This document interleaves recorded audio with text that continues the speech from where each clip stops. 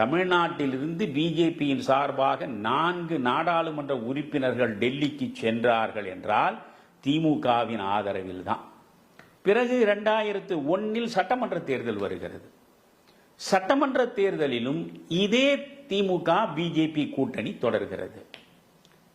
சட்டமன்ற தேர்தலில் பிஜேபிக்கு 21 தொகுதிகளை ஒதுக்கியவர் கலைஞர்.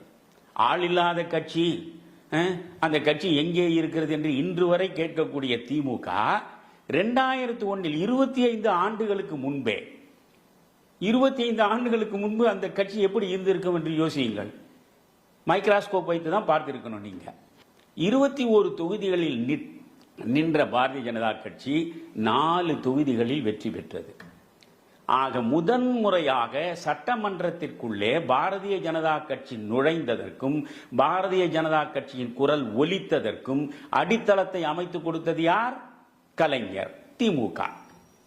அந்த 2001 பிஜேபியோடு இவர் கூட்டணி வைத்தார் இல்லையா, அந்த கூட்டணியில் இடம்பெற்றவர் தான் திருமாவளவன். முழுக்க முழுக்க பிஜேபி என்பது ஒரு பாசிச அமைப்பு, எந்த நிலையிலும் அதனோடு எங்களுக்கு எந்த சமரசமும் எந்த நாளும் கிடையாது என்று ஓங்கி முழங்கக்கூடிய இதே திருமாவளவன் அவருடைய விடுதலை சிறுத்தைகள் 2001 இந்த திமுக பிஜேபி கூட்டணியில் இடம்பெற்று 8 தொகுதிகளில் நின்று எல்லா தொகுதிகளிலும் தோற்றது.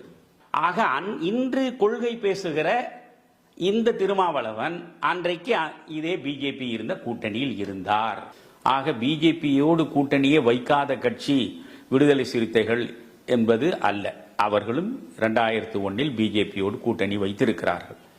இடையில் ரொம்ப கடுமையாக பிஜேபிக்கு எதிராக சித்தாந்த ரீதியாக விமர்சன கணைகளை வீசிக்கொண்டே இருப்பவர் திருமாவளவன். சென்ற சட்டமன்ற தேர்தலில் கூட அவர் முழுக்க முழுக்க விஜய்க்கு எதிராக தன்னுடைய விமர்சனத்தை வைக்கிற பொழுது, யார் இந்த விஜய், RSS தத்துப்பிள்ளை தானே இந்த விஜய் என்று பேசினார்.